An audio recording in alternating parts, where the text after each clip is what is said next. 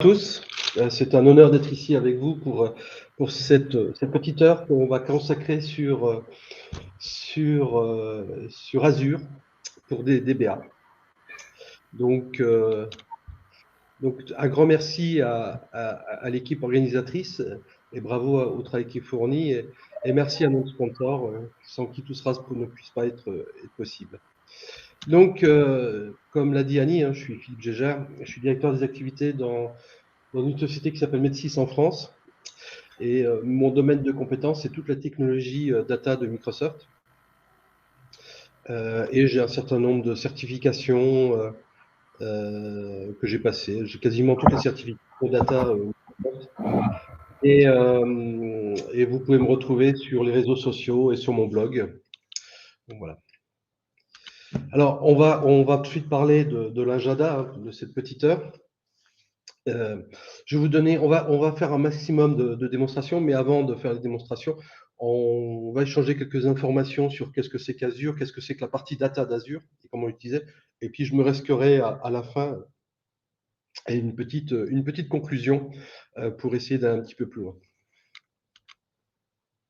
Donc Azure, qu'est-ce que c'est? D'abord, tout le monde connaît, hein, c'est du cloud, donc c'est-à-dire tout est sur les serveurs de Microsoft à distance.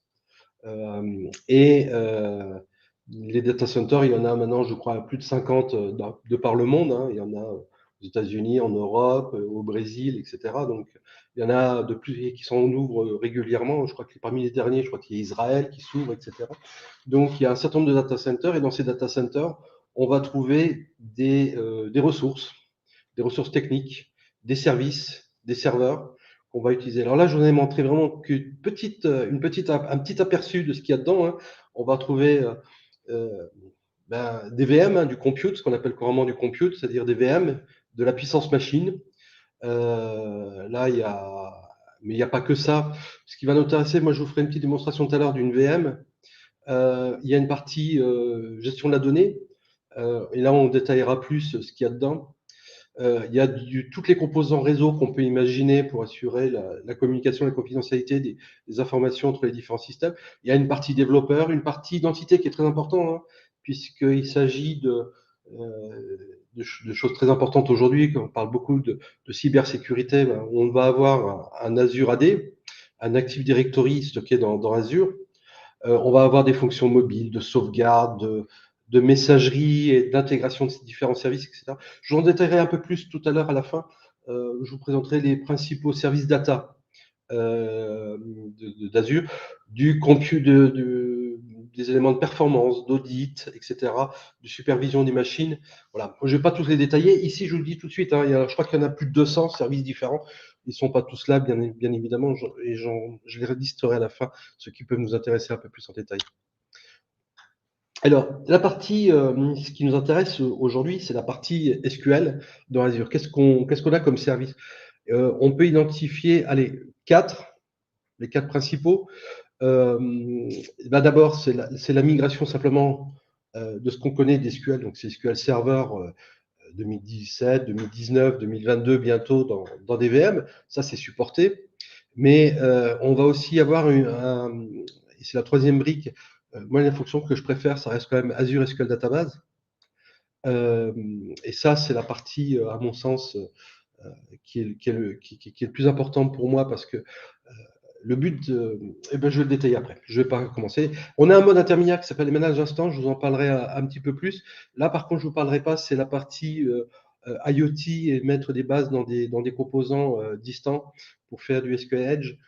Je n'en parlerai pas aujourd'hui. C'est un mode un peu particulier, mais je vous le donne pour mémoire. Alors, héberger une base de données, on sait historiquement, on pouvait les prendre d'une machine physique, installer l'OS et SQL Server, et puis on gérait tout ça.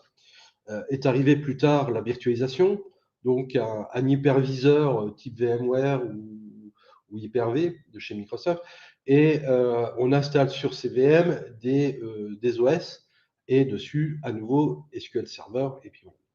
Et est apparu le cloud, et là, on a des paradigmes un petit peu différents. On va avoir une logique, et que je détaillerai après, ce qu'on appelle infrastructure as a service, du IaaS, où tout simplement, la VM, on la déplace dans le cloud Microsoft et on fait la même chose. On installe un SQL Server et puis ça fonctionne. Mais on va aussi trouver d'autres paradigmes, et c'est là que tout ça, ça prend tout son sens, c'est du platform as a service, où là, c'est Microsoft qui installe tout, fait le maximum de travail, et nous, on n'a plus grand-chose à faire que de gérer les données. Et ça, c'est à mon sens l'élément important.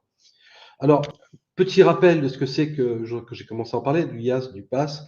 On peut citer aussi le SaaS. Alors, reprenons les bases. Hein. On-prem, du on-premise, on gère tout. Le réseau, on doit mettre des baies de stockage, on installe des serveurs, on virtualise tout ça. On rajoute l'OS, on gère les couches intermédiaires, on rajoute notre moteur SQL de serveur, on installe les datas, et puis par rapport à tout ça, une application qui gère tout ça. Tout ça, c'est géré par l'IT et de bout en bout, et la responsabilité de l'entreprise est totale. Quand on passe dans le cloud, c'est les parties 2, 3 et 4. On va parler d'abord de IaaS, c'est-à-dire que là, toute la couche de virtualisation est fournie par le cloud public. Alors c'est vrai pour Azure, hein, mais les autres sont pareils. Et au-dessus, on a le noyau de la VM et on installe l'OS sur cette VM et tout ce qu'on veut dessus. Tout ce qui est dans la partie grise, c'est géré par Microsoft. Tout ce qui est au-dessus, c'est géré par l'entreprise. L'idée, c'est d'aller encore plus loin parce que dans une entreprise aujourd'hui, on doit avoir, que ce soit dans le cloud public ou dans le cloud local, dans l'entreprise, on doit avoir une armée d'administrateurs. Et puis je trouve que moi, les administrateurs, un administrateur d'AD, d'identité, un administrateur de sauvegarde, un administrateur de la base de messagerie, etc., je trouve que ça ne participe pas vraiment à l'intérêt de l'entreprise. C'est des choses qui ne sont pas indispensables. Si on peut le déléguer, ça ne changera pas la phase de l'entreprise. Ce n'est pas le fondement même de l'entreprise, qui a d'autres activités qui, elles, sont en rapport vraiment en lien avec le chiffre d'affaires. Donc, l'idée, c'est de dire, est-ce qu'on ne peut pas mutualiser tout ça dans un cloud public et que tous ces administrateurs AD, Exchange, messagerie, etc., on ne puisse pas les déléguer à moindre coût à un autre administrateur qui a la responsabilité de la chose. Donc, c'est ça l'idée du cloud, c'est de donner un maximum de payer un maximum de prestations à l'éditeur, au provider du cloud, pour que on ait moins en moins de choses à payer et à se concentrer sur l'essentiel. Donc c'est comme ça qu'est apparu aussi le PaaS, c'est-à-dire que là, le moteur SQL, on ne le gère plus, c'est Microsoft qui fait tout le travail. On y met simplement nos données et on fait en sorte que nos applications fonctionnent. Et un petit mot pour le SaaS, typiquement, c'est les messageries aujourd'hui de type Hotmail, Gmail, Outlook, etc. Aujourd'hui, même ces applications, elles sont gérées par Microsoft, et ça fait des années que le cloud existe, au sens où on peut entendre que le SaaS est du cloud. Donc, les messageries type Hotmail, Caramel pour les plus anciens, s'ils s'en souviennent, voilà, c'était déjà du SaaS avant, on faisait du cloud sans le savoir à l'époque. Mais ce qui va m'intéresser moi aujourd'hui, on va parler de IaaS, infrastructure as a service, et de plateforme as a service. Alors, les fonctionnalités que j'ai citées, donc on a le Azure SQL Database qui est du PaaS, hein, plateforme as a service. On va trouver un module qu'on appelle Azure SQL Managed Instance, qui est un mode intermédiaire que je vais détailler, et puis bien sûr le mode IaaS où on installe notre propre SQL Server dans une VM, dans une machine virtuelle Azure. Il faut savoir que si on fait du PaaS avec SQL, donc du Azure SQL Database, c'est le premier élément, c'est qu'on n'a pas tout à fait toutes les mêmes fonctionnalités qu'on a sur un SQL. Comme Microsoft va gérer la partie serveur, en fait, on va perdre la gestion de tout ce qui est dans le serveur. C'est bien, et ça peut être inconvénient. C'est bien parce que c'est quelque chose qui va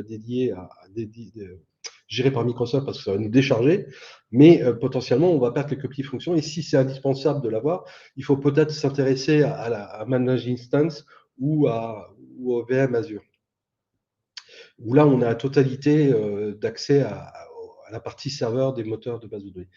Microsoft garantit un taux de disponibilité de presque 5,9 dans le cas du Azure SQL Database.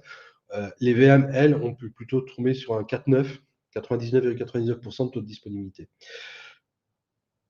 Ce qui est intéressant, justement, comme je disais, dans Azure SQL Database, c'est au niveau des sauvegardes, des actions correctives, des mises à jour, etc. On n'a pas besoin de le faire. Tout ça, c'est automatique, comme du managed instance. L'idée du managed instance, c'est que Microsoft va vous mettre à disposition un serveur, mais il va continuer à le gérer. Mais vous aurez l'impression, c'est un mode un peu mixte, ils le mettent dans du côté du pass, dans la mesure où ils vont faire le maximum d'administration, mais on va avoir quand même accès au serveur SQL. Pour moi, ça, c'est un mode un petit peu hybride, un peu intermédiaire. Microsoft a tendance à positionner en disant ça, c'est intéressant quand on veut quand on veut passer progressivement d'un mode VM passe, YAS, pardon, vers le mot de passe. On a cette brique intermédiaire, le temps qu'on développe les correctifs qui vont bien dans le projet pour arriver à du sur 100% Azure SQL Database et on gère des bases de données et plus de serveurs. Mais par contre, vous avez bien compris, côté VM, la mise à jour et quasiment les administrations, les sauvegardes, etc., sont de notre responsabilité. C'est conservé comme si c'était chez nous. Ça signifie que côté du moteur, ben, il faut faire, comme je vous disais, il faut faire les mises à jour, et c'est nous qui gérons les mises à jour. Alors que côté pass, entre Managed et SQL Database, nous allons faire en sorte de ne pas me faire de mise à jour. Microsoft va pousser tout seul les mises à jour les unes derrière les autres, sans que vous sachiez à quel moment il les passe. Ce sera totalement transparent, il n'y a pas d'interruption de service, etc. C'est des actions qui sont agréables, puisque pas besoin de faire un câble pour ceux qui ont l'habitude de faire du util, de passer toutes les modifs en disant est-ce que machin, etc. Là, au niveau du moteur, il n'y a pas besoin de se poser de questions. C'est automatique, c'est transparent. Euh, Au niveau du reste, je vous laisserai lire ça tranquillement. C'est pas fondamental. C'est pas ça qui va décider s'il faut mieux du pass ou du YAS. Je l'ai mis pour mémoire. Ce qui est intéressant, par contre, c'est la petite brique, l'avant-dernière brique côté Azure SQL Database.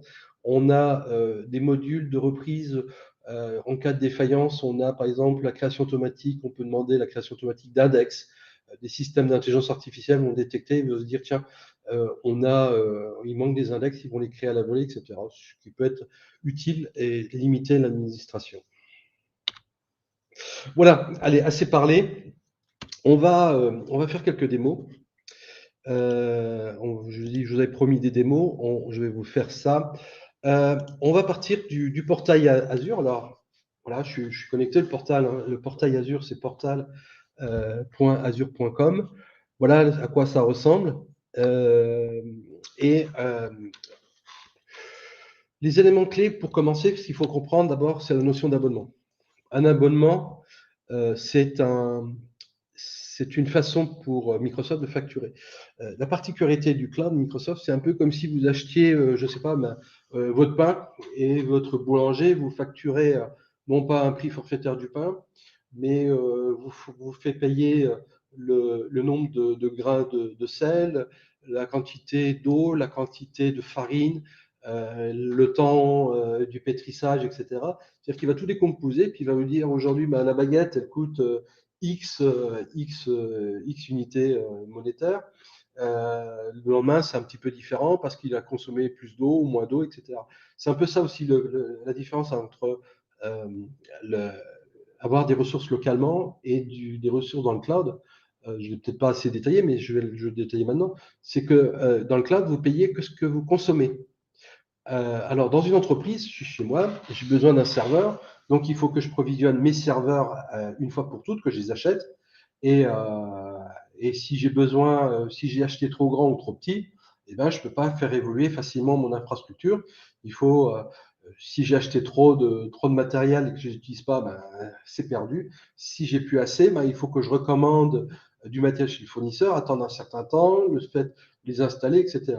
Alors que dans le cloud, les allocations de ressources se font immédiatement. Si j'ai besoin de 10 VM dans une heure, ben, j'ai qu'à cliquer sur le bouton et j'aurai dans une heure mes 10 VM. Et si au bout de 3 heures, j'ai plus besoin de ces VM, je fais effacer et mes 10 VM sont effacés. Euh, donc c'est plutôt intéressant puisque je paierai que vraiment ce que je consomme, et ni plus ni moins. Mais il faut avoir l'habitude, et c'est notamment, pour nous aider dans Azure, il y a la calculatrice sur Calculator. Alors, je vais vous montrer un petit peu une facturation de la partie SQL. Voilà, donc on a un certain nombre de services. Je vérifie juste, je vais effacer tout ce qu'il y avait avant. Voilà, je pars d'une écran, d'une zone vierge, et je veux rajouter un Azure SQL Database. Voilà, il vient me le rajouter. Donc, en fonction de la région dans quel data center on est. Alors, vous voyez, par exemple, euh, on a des data centers aux États-Unis, un certain nombre, des data centers un peu particuliers qui sont gérés par des sociétés tierces, comme en Angleterre ou en Allemagne. On a des data centers Switzerland, la Suisse, c'est pas assez récent. En Norvège, vous voyez, je l'ai parcouru. En France, pour ce qui me concerne, on a autour de Paris et puis le sud de la France autour de Marseille. Mais en Europe, on a l'Irlande et Amsterdam. On a le Brésil. On a des serveurs dédiés aux États-Unis pour des éléments hautement confidentiels pour les gouvernements. On a l'Australie, l'Asie et en Afrique, on va trouver ceux de l'Afrique du Sud. Donc, en fonction de la zone, on ne va pas payer tout à fait la même chose. Par exemple, les data centers français de Paris sont un peu plus chers, le mètre carré est un peu plus cher. On va payer un petit peu plus cher, alors que parmi les moins chers, on va trouver EastUS ou EastUS2, par exemple. On va choisir le type. Elastic Pools, un petit mot là, je m'éviterai de le faire tout à l'heure, c'est vous achetez par exemple une certaine puissance de base de données et vous mutualisez cette puissance entre plusieurs bases de données. Là, pour ma démo, je ferai qu'une seule base de données, et ça me suffira, pas besoin d'acheter un ensemble de puissances qu'on utilisera. La façon dont on fait de la réplication des backups, localement ou à distance, on a différents types de facturation au Vector ou à des databases, alors j'ai oublié le T, des unités qu'on achète qui donnent une certaine puissance de machine. Quand je dis puissance, il faut comprendre mémoire, plus CPU, plus des IO. L'utilisation, on peut être sur du general purpose, c'est les moins chers. Des business critical, ce sont des machines beaucoup plus performantes et plus disponibles. On va trouver mais du coup beaucoup plus cher. L'hyperscale, c'est quand on veut des énormes bases de données. Est-ce que je veux du provisionné ou du serverless? Alors là, moi, je ferai du serverless. Et puis, est-ce que j'ai que des machines de type nouvelle génération, niveau 5, etc. Et en fonction, par exemple, vous voyez, de ce que je vais vouloir, donc des redondances locales, je vais lui dire que je veux une base entre 4 vecteurs maximum consommés et je ne tombe pas en dessous de 0,5 vecteurs. Combien de CPU je vais consommer en termes de puissance? Je sais pas, on va dire 2 en moyenne. La mémoire ne va pas avoir un incidence énorme, mais je la donne pour mémoire combien je l'utiliserai. Et puis, par exemple, si je veux l'utiliser 10 heures par mois, eh ben, ma base de données, voilà, à raison de 2 vecteurs, je paierai l'équivalent de $10, etc. Vous voyez, donc tout ça, si je consomme très peu de ressources, 0,55 Vector pendant 10 heures par mois, ça fera 5 $, etc. Je payerai aussi le coût de stockage, hein, donc si j'ai pas besoin de 10 gigas, de 32 gigas, mais j'ai besoin de 5, eh ben, je passerai je sais plus combien, j'ai pas le temps de noter, mais là j'arrive à presque un demi-dollar. Et je peux jouer aussi sur le taux de rétention des sauvegardes et la quantité du volume de sauvegarde de la base, etc. J'ai pareil, vous voyez, donc les rétentions, je peux les affiner et tout ça va avoir un incidence sur mon coût. Et avec les paramètres que je viens de vous citer, donc on est sur une base de presque 6 euros par mois facturé par Microsoft, mais ça peut être plus, ça peut être moins selon la charge que j'ai dessus. Donc ça, l'abonnement, c'est une façon donc que Microsoft va nous facturer. Moi ici, vous voyez, c'est une facturation avec des abonnements qui sont prépayés. Et il me reste 36 euros, 37 euros par rapport à ce que j'avais au départ pour le mois en cours. Donc ça, c'est la partie importante. On peut avoir plusieurs abonnements liés à plusieurs types de facturation. Et là, je vais prendre cet abonnement. Et qu'est-ce qu'on va faire derrière? La première chose qu'on va faire, c'est regarder les groupes de ressources. C'est-à-dire que toutes les ressources que j'ai citées, que j'ai mis tout au début, ce sont des ressources et on va les rassembler dans des groupes. Je peux créer autant de groupes que je veux. Donc, vous voyez, ici, j'en ai combien? J'en vais avoir 6. J'ai 6 groupes de ressources où je fais des tests par rapport à SharePoint. J'ai mes bases SQL à demeure. J'ai fait quelques essais pour cette session haïtienne et voilà. Donc ça, c'est la partie importante, ce sont les groupes de ressources. On va essayer de les mettre par thème, par taux de disponibilité, etc., pour s'organiser, parce que dans un groupe de ressources, on peut mettre autant de ressources qu'on veut et un nombre important. Donc c'est bien de les détacher par service, par fonction, etc., par un taux de disponibilité, par niveau de service, pour pouvoir s'en sortir. Bon, écoutez, on va s'en créer un petit, là, on va faire un petit démo IT. Alors, on n'a pas trop le choix de tous les jeux de caractères, hein, donc est-ce que ça passe? Non, ça passe pas. Le i tréma ne passe pas. Si je mets ça, il y a des blancs qui ne veulent pas. Il ne veut pas de blanc, ouais, c'est ce que je disais. Donc vous êtes un peu tributaire un petit peu. On va s'installer aux États-Unis pour faire ça. Et on va créer notre petit groupe de ressources et on va commencer à créer une ressource. Voilà, la groupe de ressources y est. C'est lequel? C'est celui-là que non, c'est pas celui-là, c'est celui-là. Je suis en train de me mélanger. Non, il est revenu sur les abonnements. Je reprends démo IT, c'est celle que je viens de créer. Voilà. Donc vous voyez ici, il n'y a aucune ressource. Zéro ressource disponible, et on va créer une nouvelle, et je vais créer forcément une base SQL, et alors ça s'appelle Azure SQL Database. Donc parmi toutes les ressources disponibles dans le cloud Microsoft, il y en a une liste importante. On peut citer ceux de Microsoft, mais des partenaires peuvent aussi en créer, donc le nombre de ressources est quasiment illimité disponible. Donc on va se créer un type SQL Database, et l'écran suivant va nous permettre de choisir le type, les paramètres qu'on veut faire. Donc la première chose, on choisit l'abonnement, j'en ai qu'un, la question ne se pose pas. Je vais remettre mon groupe de ressources SQL IT, non, Demo IT, voilà, Demo IT. Je vais choisir mon nom de base de données, on va l'appeler Demo par exemple. J'ai déjà des serveurs, mais pour l'exemple, on va se créer un petit serveur. Alors, c'est pas un serveur où on l'entend habituellement, hein, c'est vraiment, vous verrez qu'il n'y a pas grand-chose dans le serveur. On a très peu de paramètres possibles, mais l'idée, c'est de créer, de pouvoir centraliser toutes les bases dans un seul. Et surtout, c'est le serveur qui va porter l'authentification. Notre serveur s'appellera demo sqlit.database.windows.net. Ça, c'est son identifié. On va situer quand même ce serveur toujours aux US. Ce qu'on utilise, l'authentification, on a plusieurs types d'authentification. Je vais faire simple. Je vais prendre mon nom et je vais mettre un mot de passe. Alors, il veut un mot de passe. Alors, je ne sais pas si vous voyez, il faut 8 caractères minimum. Donc, je vais taper un mot de passe. Voilà, et on va le retaper derrière. Voilà, ça, ce sera la façon. Non, ils ne correspondent pas. Voilà, ils ne correspondent toujours pas. OK. Maintenant, ça correspond. Donc là, j'ai défini à quoi ressemble mon serveur SQL qui sera associé. Donc, vous voyez, il créera, quand je ferai mon déploiement à la fin, mon nouveau serveur. Est-ce que je veux un système élastique? Non, je ne veux pas gérer plusieurs bases de données en achetant une certaine puissance et les mutualisant. Là où ça sera plus intéressant, on va configurer, et c'est là où on va choisir le coût de notre serveur.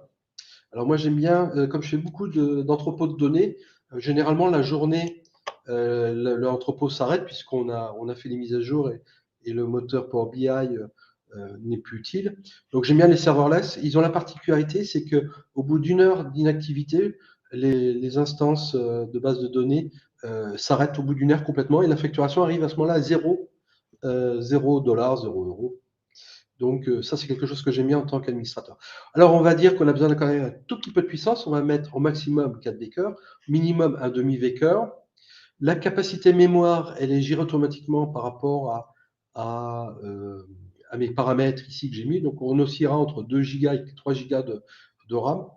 Si je monte plus loin, normalement, vous voyez, si je monte à 40 Vcœurs, je peux avoir jusqu'à 120 Go de RAM. Ici, je veux bien garder attentivement que je veux que le système se mette en pause automatiquement au bout d'une heure. Attention, le redémarrage est un petit peu lent. Il peut prendre jusqu'à quelques dizaines de secondes, le redémarrage. mais moi, ça ne me gêne pas dans mes projets, donc c'est pas gênant. Donc au bout d'une heure, j'arrêterai, j'aurai une facturation de 0. J'ai pas besoin de 32 gigas, même si le giga n'est pas très cher, voilà. Donc je mets 5 gigas et j'aurai droit à un espace du journal de log, vous savez, de 9 gigas de log derrière. Je pense qu'il n'a pas dû me rafraîchir le truc. Voilà, pardon, 1 giga et demi de journal de transaction. À vous de voir si c'est suffisant ou pas. Je ne veux pas forcément de redondance, donc je le désactive. Et voici un petit récapitulatif. Mon stockage tel que j'ai choisi, ben, il sera facturé à hauteur de, c'est quoi l'unité? C'est de l'euro, c'est quasiment du dollar. Donc 6 euros par mois, un demi euro ou 63 centimes d'euros. Et le coût du CPU, du cœur, etc., ça fait donc, vous voyez, ça fait plein de zéros, 122. Pourquoi est-ce qu'on ne vous donne pas le prix exact? Parce qu'il suffit que si vous avez peu d'activité sur votre base de données, vous arrivez à utiliser qu'un demi-Waker. Si vous avez des pointes, vous allez vous tomber sur 4 Wakers. Donc c'est difficile. On ne peut pas estimer comme ça à l'avance le prix. Mais vous voyez, bon, il faudra juste estimer le nombre de Wakers. C'est ce qu'on avait fait tout à l'heure dans la calculatrice pour calculer. Donc voilà, moi j'ai paramétré ma configuration de mon serveur. Je ne veux pas faire de la redondance de sauvegarde, je veux garder localement. Euh, voilà, ça me suffit. Voilà, ça c'est la première page. Il y a plusieurs pages à paramétrer. La page suivante, c'est de la mise en réseau. On peut très bien gérer les réseaux en gérant soit déterminer, soit aucune connectivité réseau particulier, ou faire simplement des points de terminaison publics ou privés. On a dans Azure toute la gestion des composants réseau. Je vous en montrerai tout à l'heure quelques-uns. Donc il y a toute une finesse où on peut faire communiquer des services entre eux et pas diffuser publiquement, même dans notre abonnement, au sein de notre abonnement, toutes les communications. On peut gérer très finement les droits. D'autant plus important, je vous rappelle qu'aujourd'hui, avec les cyberattaques, vaut mieux être très attentif à ne pas trop être exposé. Aujourd'hui, le TLS 1.2, ça suffit. Au niveau sécurité, il y a plein de fonctionnalités plus ou moins payantes. Par exemple, il y a Microsoft Defender pour SQL qui permet d'auditer régulièrement la sécurité de notre base de données. Voilà. Les éléments de registrie, d'identité, comment gérer l'identité. On peut aussi, toute notre base de données est gérée en TDE, en Transparent Data Encryption. On peut laisser soit Microsoft gérer la clé, le certificat qui est derrière le TDE, ou alors gérer sa propre clé de cryptage et empêcher comme ça d'avoir un niveau de sécurité de cryptage des données.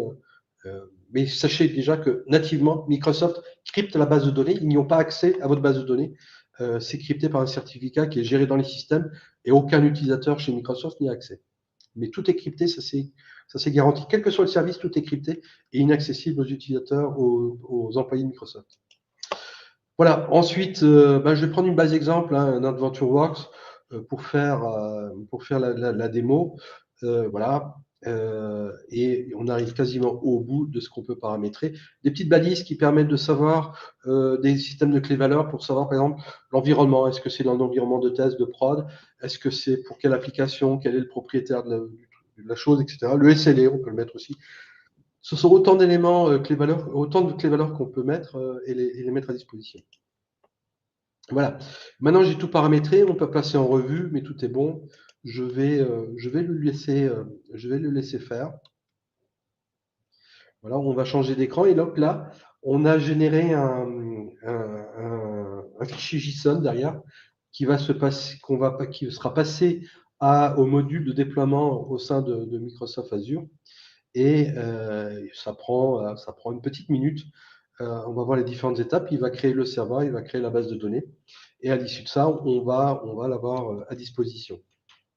Voilà, donc la première chose. Et le statut, il a accepté la création de notre serveur. Donc là, c'est le serveur qui est en train d'être créé. Et les prochaines étapes vont se dérouler. Je vous dis, il y a une petite minute d'attente. Moi, ce que je vais vous proposer, c'est que j'ai exactement fait le même déploiement.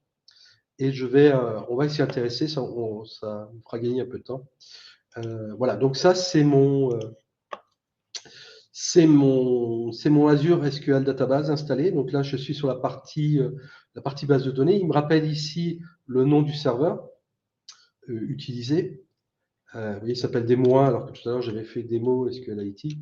Voilà. Donc ici, je suis dans la partie base de données. On a un récapitulatif de tout ça. On a la possibilité de gérer, de superviser l'activité. On a un module de requête, mais tout à l'heure, je vous le ferai via Management Studio. On peut se connecter à des composants de la Power Platform. Ici, on peut modifier la puissance de la machine. Par exemple, ça me suffit plus 4 Vekers. Ben, je peux l'augmenter ici, puis ce sera pris en temps réel. La modif sera pris en direct. Si j'ai des applications, je peux récupérer les chaînes de connexion. Je peux gérer des réplicas, y compris on-prem ou dans plusieurs data centers pour distribuer ma base de données entre plusieurs endroits. On a d'autres éléments. On a surtout des phénomènes d'audit. Vous voyez, au niveau sécurité, on a des composants d'audit. Je ne vais pas y aller parce qu'ils me changent de page. On a aussi des éléments de performance intelligente. Je ne sais plus si on les voit ici. Il n'existe aucune recommandation, donc il audite tout ça. Et c'est ici, cette page ici va me permettre d'afficher alors les paramétrages automatiques qui permettent éventuellement d'améliorer les performances de mon moteur de SQL en temps réel, sans que moi j'ai à intervenir en tant qu'administrateur. Bon. Tu veux pas l'afficher? Ah, j'ai un peu de latence. Bon, je ne vais pas m'attarder. Je vous parlais tout à l'heure de la possibilité de créer que le système crée dynamiquement des index s'il estime que créer un index permettrait d'optimiser les performances. Non, il ne veut pas. Je ne vais pas m'attarder. Il fait des recommandations de performance aussi, etc., etc. Donc, vous voyez, c'est assez complet. On a des choses plus importantes, à mon sens, qui est la possibilité des modules de supervision en métrique ou en alerte. Des alertes, c'est-à-dire déclencher par rapport à certaines métriques des alertes. Si j'ai trop de CPU consommé, ben, je peux envoyer un email ou avoir une action, un script PowerShell qui vient augmenter le nombre de vecteurs, etc. Afficher les journaux.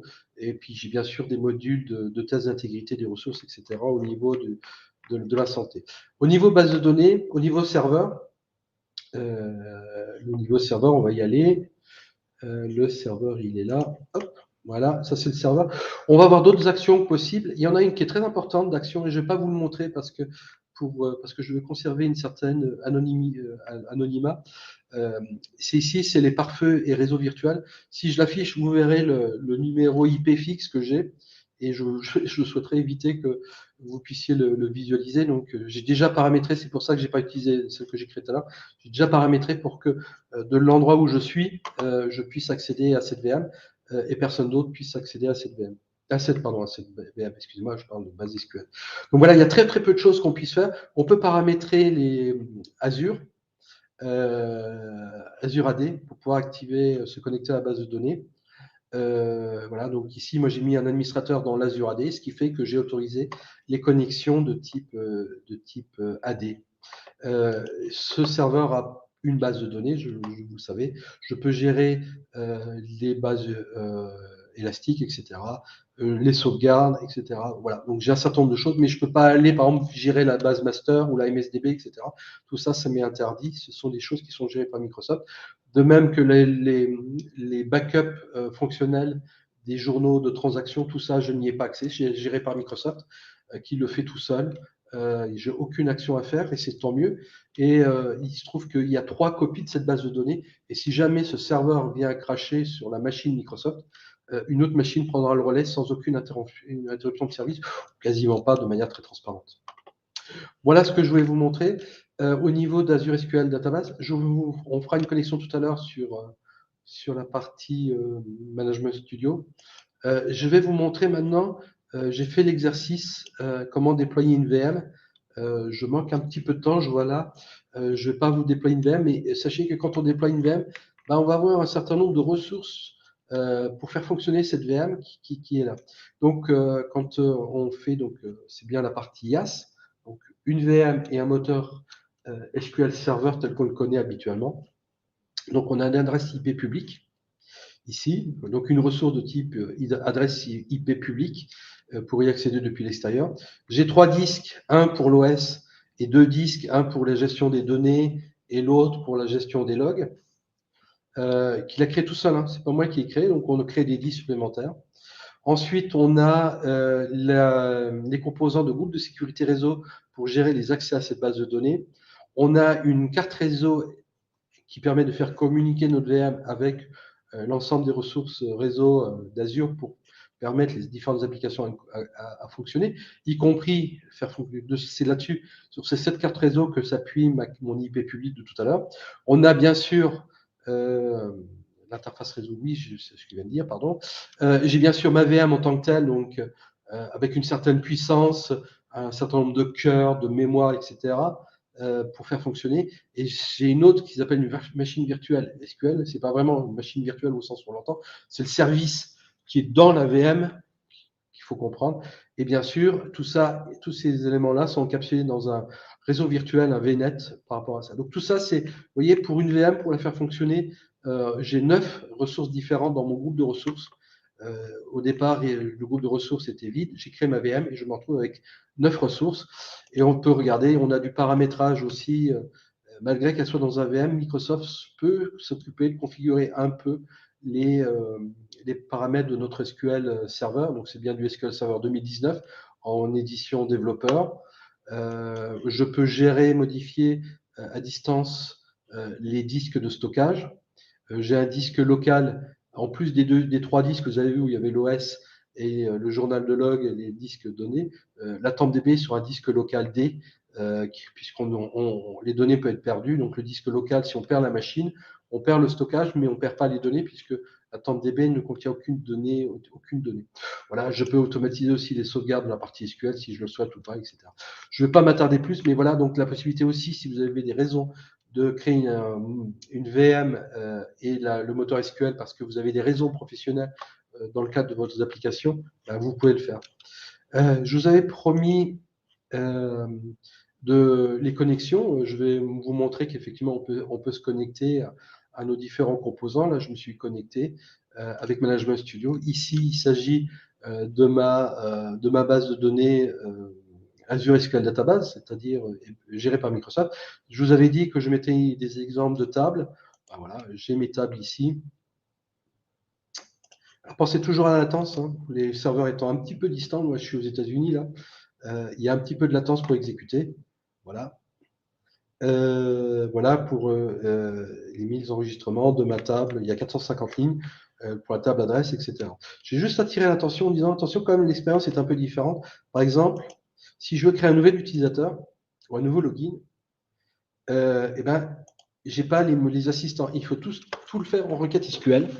Vous pouvez pas le faire par l'assistant. Donc il y a des petits écarts comme ça fonctionnels qu'il faut savoir quand on est sur Azure SQL Database. Hein, je peux vous montrer. Vous voyez, on n'accède même pas aux propriétés, mais vous voyez le petit symbole bleu là-haut qui nous dit qu'on est bien sur un moteur Azure SQL. La VM de tout à l'heure, ben, pareil, je peux me connecter à distance à travers l'IP public. Je suis connecté et bon, la base arrive elle vide. Là, j'ai une deuxième connexion, si ça vous intéresse. Je suis connecté non à la même base de données que le Azure SQL Database avec ses tables, sauf qu'ici, je suis connecté via l'AD, alors que là-haut, je suis connecté en mode SQL. Voilà, j'ai fini mes petites démos. Vous présenter un petit peu les éléments importants de ce qu'est la partie data des SQL. Je vais vous donner 2-3 petits éléments complémentaires. Il me reste 3 minutes, je déborderai un tout petit peu, je vous laisserai un peu de temps quand même pour les questions-réponses. Avec SQL Server, il y a d'autres modules, les modules d'intelligence artificielle. Qu'est-ce qui existe comme pendant à SSIS dans Azure? On a un Azure Data Factory qui est un module, un service un peu différent de SSIS. C'est plutôt un orchestrateur et un module de copie. Par contre, on peut y faire tourner via ce qu'on appelle l'intégration runtime, on peut y faire tourner quand même les anciens packages SSIS, on peut le faire tourner dans Azure, comme je vous disais, les intégrations runtime dans Azure Data Factory. Qu'est-ce qui existe dans SSAS par rapport à SSAS on-prem dans l'environnement PaaS de Microsoft? Il y a bien un Azure Analyst Services, mais Microsoft tend à migrer toutes les ressources équivalent SSAS dans Power BI Premium ou dans Power BI de manière générale. Donc, si vous voulez faire du SSAS, de l'analyse de données, vous avez Power BI qui permet de le faire. Si vous voulez faire du SSRS, L'équivalent, ben, c'est du Power BI Premium per user ou Premium. Vous trouverez les rapports paginés à l'identique de ce que est SSRS. Bien sûr, rien ne vous interdit, je vous parle là du PaaS, mais en IA, c'est-à-dire installer un serveur, un OS et un serveur SQL, vous retrouvez les mêmes services. Mais là, je vous ai vraiment parlé du PaaS. Qu'est-ce qu'il y a là? Je voulais tendre, je l'avais promis au début de session. Voici à peu près tous les services bases de données que contient Azure aujourd'hui. Il peut y en avoir d'autres à venir. Cosmos DB est très intéressant, c'est du NoSQL avec une particularité, c'est que vous pouvez faire du temps réel à travers tous les data centers du monde entier de Microsoft. C'est assez impressionnant ce que permet de faire Cosmos DB, mais c'est du NoSQL, donc c'est plutôt du stockage, entre autres, JSON, mais c'est intéressant. Donc, je vous ai parlé, on a parlé d'Azure SQL. Alors, Azure SQL, c'est le terme général de tous les modules SQL. On a du Azure SQL Database, j'en ai parlé. On a, j'en ai parlé en début de session sans vraiment faire de démo, les Managed Instance. Vous pouvez utiliser, Microsoft vous fournit des éléments en open source comme Postgre, MySQL, MariaDB, Cassandra. Tout ça, ça existe. Je ne détaillerai pas les autres modules. Voilà. Maintenant, si vous voulez faire l'analyse de données, il y a des services d'analyse de données. On va trouver, je vous ai parlé à l'instant d'Azure Data Factory, qui est un ETL, un module d'intégration. On va avoir Purview pour faire de la gouvernance et un catalogue de données quand on en a beaucoup. On a Azure Stream Analytics qui permet d'utiliser des données en flux continu, de traiter les données en flux. Azure Analysis Services, le service SSAS dans le cloud. On va trouver bien sûr des modules de machine learning. On va trouver du Azure Synapse Analytics. Et dedans, ce qui va être intéressant, c'est qu'on va trouver un ancien module qui s'appelle Azure SQL Data Warehouse. Quand on veut faire du traitement massivement parallèle, Azure SQL Data Warehouse, c'est 60 nœuds parallèles. Et donc, on va le trouver ça dans Synapse avec des modules de type Data Factory. C'est un module de traitement massivement parallèle et hautement performant. On a aussi la possibilité d'avoir du data lake, hein, et puis d'autres modules plus spécialisés dans d'autres éditeurs qui sont Data Explorer et Databricks. Voilà, et je me risquerai une petite conclusion. Si vous voulez en apprendre plus par rapport à ce qu'est Azure et la partie data dans Azure, je vous ai cité ici les deux examens qui peuvent nous intéresser, la Z900 qui s'occupe des fondamentaux d'Azure et DP900 qui s'occupe des fondamentaux de data. Quand vous regardez ces deux examens qui vous donnent les certifications ad hoc, quand vous regardez le détail de ces examens, vous avez des parcours dans Microsoft Learn qui sont gratuits et très bien faits avec des exemples en sandbox, en bac à sable. Moi, je vous invite à aller regarder ces examens et notamment les parcours d'apprentissage et pourquoi pas passer ces certifications. Voilà, je vous remercie d'avoir suivi cette session. On va passer à la session des questions-réponses. Je ne sais pas s'il y en a. Je vais revenir ici. Oui, Philippe, merci beaucoup pour la présentation. Ça a été un succès. Il y a une question qui demande est-ce qu'à la fin de la présentation, on peut avoir les documents? Les slides? Le PowerPoint? Bah oui, on va vous. Je ne sais pas, il va falloir qu'on demande à Jean comment il peut le diffuser, mais oui, là, il n'y a pas de problème. Sinon, je le mettrai sur mon blog d'ici quelques jours. Ok, d'accord. Il n'y avait que ça, mais je pense que vous pouvez continuer parce qu'on a encore une dizaine de minutes. Il y a d'autres explications complémentaires. D'accord, effectivement, je ne vois pas de. Ok, il n'y a pas de questions. Alors, n'hésitez pas à en poser parce que j'ai à peu près fini de mon tour de ce que je voulais vous dire. Qu'est-ce que je peux vous montrer d'autre? Qu'est-ce que je peux vous montrer? Vous pouvez pas m'aider un petit peu sur les points que vous voulez, sur lesquels vous voulez que je détaille? Oui. Non, je ne vois pas. Bon. On va regarder on va déjà regarder ce que j'ai lancé tout à l'heure, le déploiement de tout à l'heure. Voilà le résultat, le déploiement s'est réalisé. Et effectivement, on peut aller voir, on peut voir la ressource, donc la base de données. la base de données. Annie, n'hésitez pas à m'interrompre hein, si vous voyez une question. Pas de problème. Merci.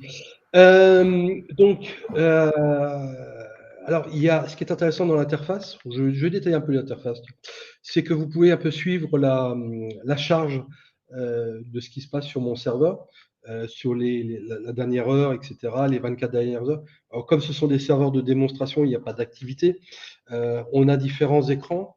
Ici, il s'agit donc du total de calcul, c'est-à-dire le nombre de CPU utilisés avec des IO et les IO data et les gens de transaction.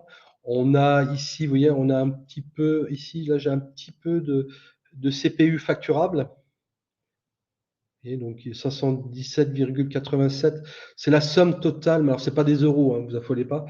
Alors je sais plus ce que ça représente, mais c'est pas le montant, vous affolez pas.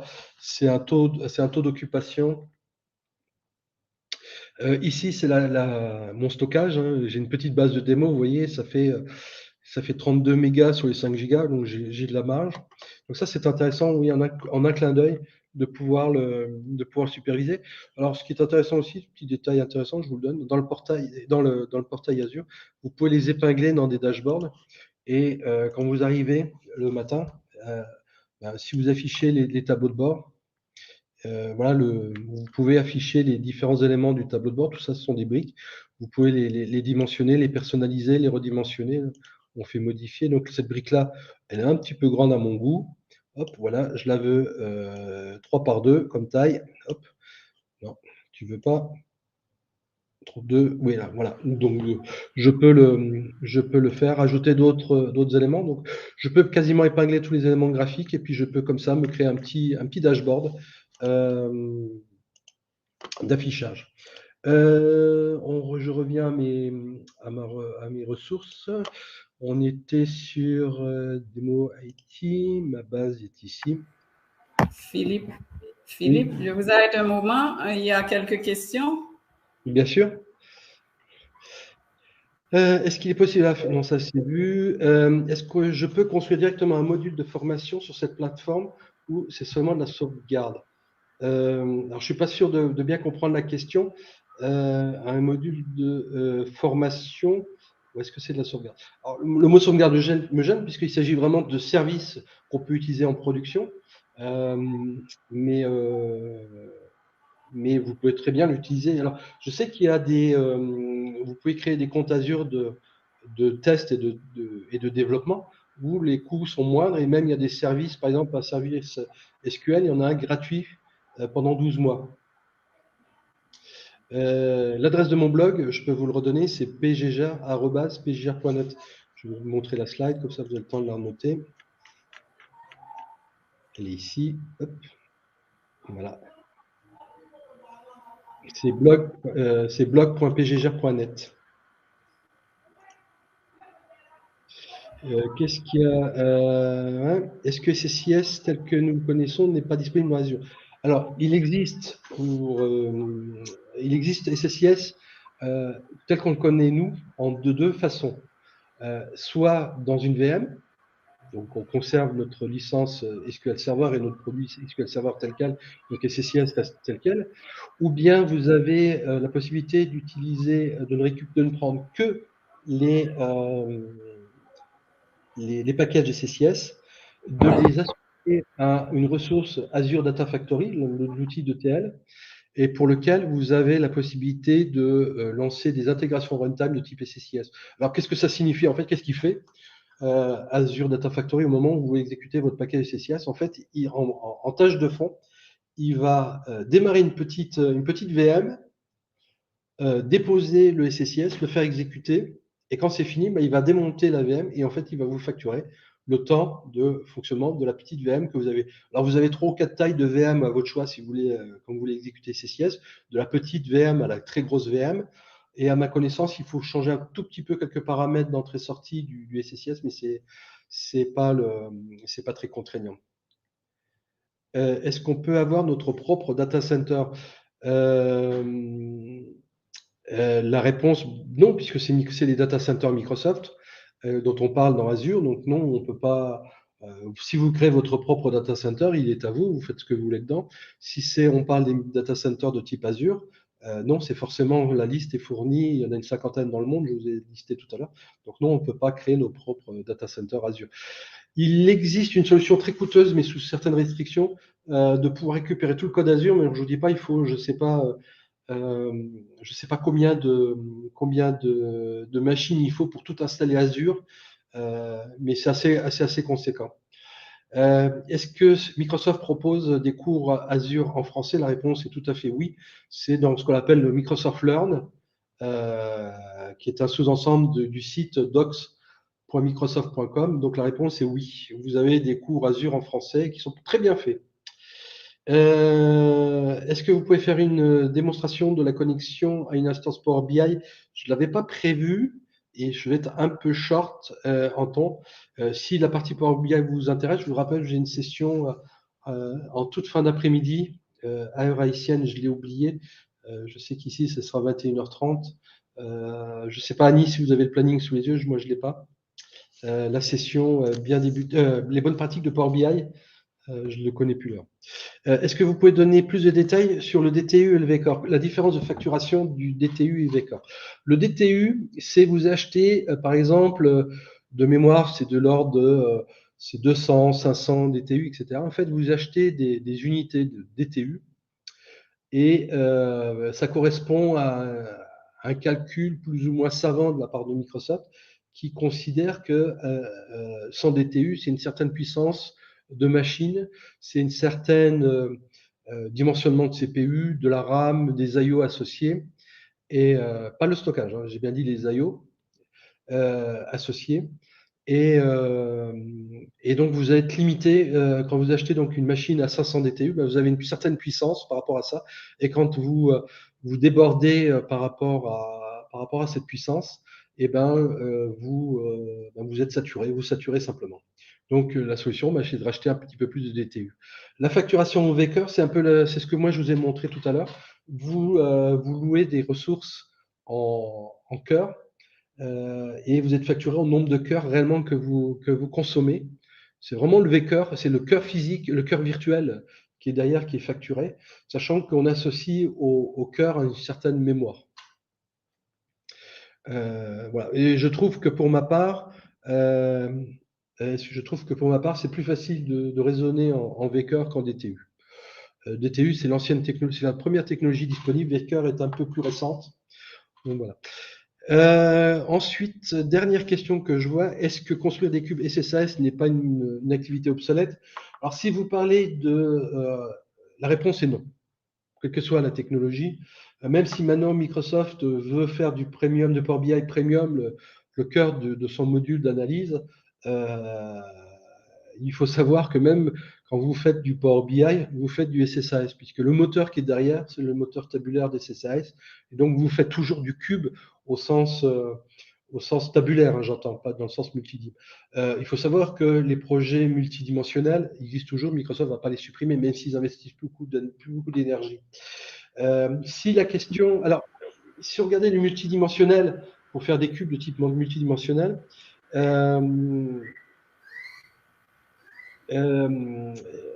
aujourd'hui, c'est vrai que Microsoft n'insiste plus, mais ce qui est intéressant, c'était qu'on pouvait avoir des grandes puissances. Et quand on a besoin de beaucoup de puissance, il vaut mieux quitter Power BI en mode intégré et utiliser plutôt Azure Synapse Analytics, qui permet de monter beaucoup plus de choses. Ah, Christophe est là. L'option d'été permet également d'un niveau tarifaire moins élevé. Oui. Mais oui, c'est vrai. Là, je suis tout à fait d'accord avec toi, Christophe, c'est ce que je disais, expliquer un peu. Hein. C'est vrai que le DTU, on n'a pas forcément une gestion, un accès facile à la puissance de ce que j'achète. Et c'est vrai que c'est moins élevé, mais comme je disais en milieu de session, Christophe, je ne sais pas si c'était là, généralement, je fais de l'entrepôt de données. Et donc, quand j'ai mes 2 ou 3 heures de travail de nuit, il me reste 21 heures où j'arrête ma base de données. Et pendant ces 21 heures, je suis facturé 0. Est-ce qu'il y a des services qui sont uniquement disponibles sur le cloud? La réponse est oui. Azure Data Factory, par exemple, pour ne citer que celui-là. Azure Synapse, Azure SQL Database, vous n'avez pas l'équivalent d'Azure SQL Database avec une gestion on-prem. Donc oui, il y a beaucoup de services qui sont que dans Azure. Certificat Azure, est-ce qu'il est obligatoire d'avoir d'abord un certificat pour pouvoir non, vous n'êtes pas obligé de. Les certificats, les examens que vous passez, vous les prenez dans l'ordre que vous voulez, vous les faites ce que vous voulez, et vous n'êtes pas obligé d'en avoir au préalable, etc.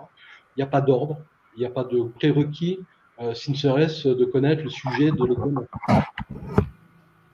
Voilà. Je crois que j'ai répondu à toutes les questions. En tout Oui, cas, oui. Merci beaucoup, Philippe. On a été honoré par votre présence et ébloui par votre présentation. Ça a été une excellente présentation et j'espère que les auditeurs vont en profiter, vont mettre en pratique tous vos précieux conseils. Vraiment, ça a été un plaisir de vous avoir avec nous comme notre